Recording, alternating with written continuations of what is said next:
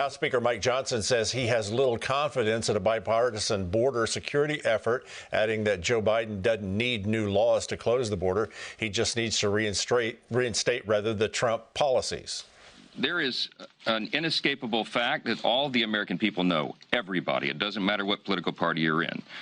Joe Biden and his administration have created a catastrophe on the border. Everybody knows it, and the American people are demanding that we do something about it. As reported by Newsmax, the Speaker criticized the Senate deal for lacking transformative policies to address the border crisis. Senate Leader McConnell urged swift foreign aid action for Israel and Ukraine despite immigration disagreements.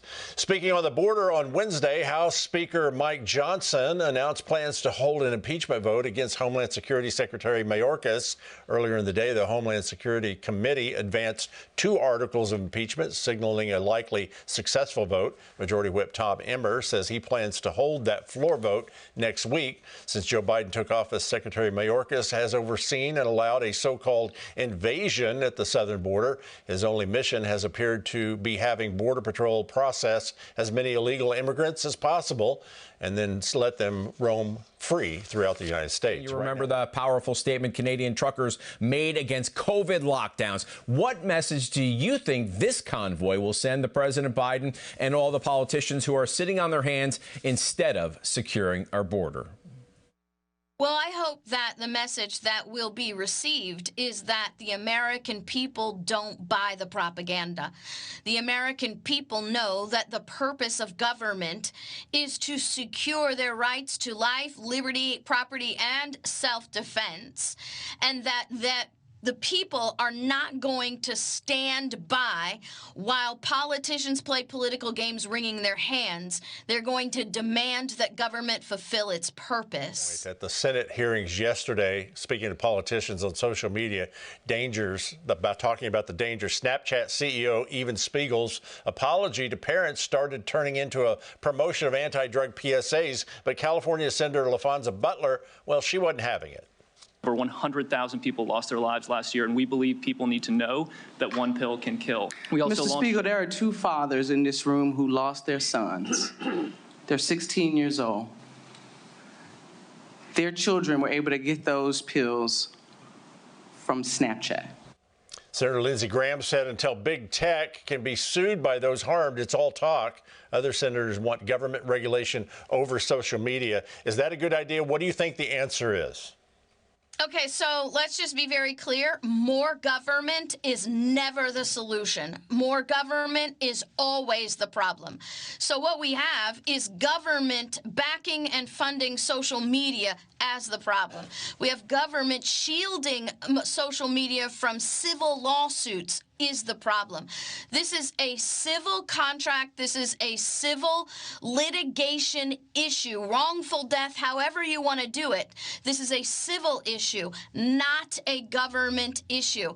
And the best thing that can happen is government gets out of the way and stops using our money to fund this stuff. Greg, the CEOs of TikTok, X, Discord, Snap, and Meta were grilled about online child safety in a dramatic and fiery hearing before the Senate Judiciary Committee on Wednesday. The gist being that companies are just not doing enough to protect children using their apps. The hearing was attended by families of kids who had been harmed or committed suicide after online social media bullying and sexual exploitation.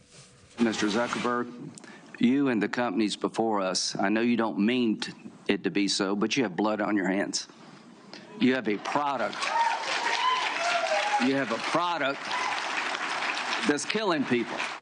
Lindsey Graham there. Missouri Republican Senator Josh Hawley went after the Meta and Instagram head, Mark Zuckerberg, shaming him into standing and apologizing to the families. Senators even displayed Instagram screenshots showing that users searching for child sexual abuse videos did get a pop-up warning on the screen. They were also given the option to proceed with viewing the search results anyway. Senator Ted Cruz of Texas focused on the Chinese-owned app TikTok. You said, and I wrote this down, we have not been asked for any data by the Chinese government, and we have never provided it. I'm going to tell you, and I told this when you and I met last week in my office, I do not believe you. Snapchat's CEO broke ranks with colleagues, announcing it is backing the Kids Online Safety Act. The committee has been pushing. It will hold the platforms legally accountable when promoting harmful or inappropriate content to minors. A federal judge has dismissed a free speech lawsuit Disney filed against Florida Governor Ron DeSantis, saying the governor weaponized his authority to punish Disney for disagreeing with a parental rights bill. An Orlando-based lawyer explained the judge's decision. He found that Disney lacks standing or the ability to demonstrate injury from the changes that DeSantis made to that commission. And second is that his ruling was that if there's a constitutional law, it basically you can't allege a First Amendment or a free speech violation against something that is constitutional. DeSantis terminated Disney's special tax status and long-held governance of the Reedy Creek area and appointed a new board, cutting Disney's unique governing authority out. A statement from DeSantis' office said the days of Disney being placed above the law are long gone. Greg.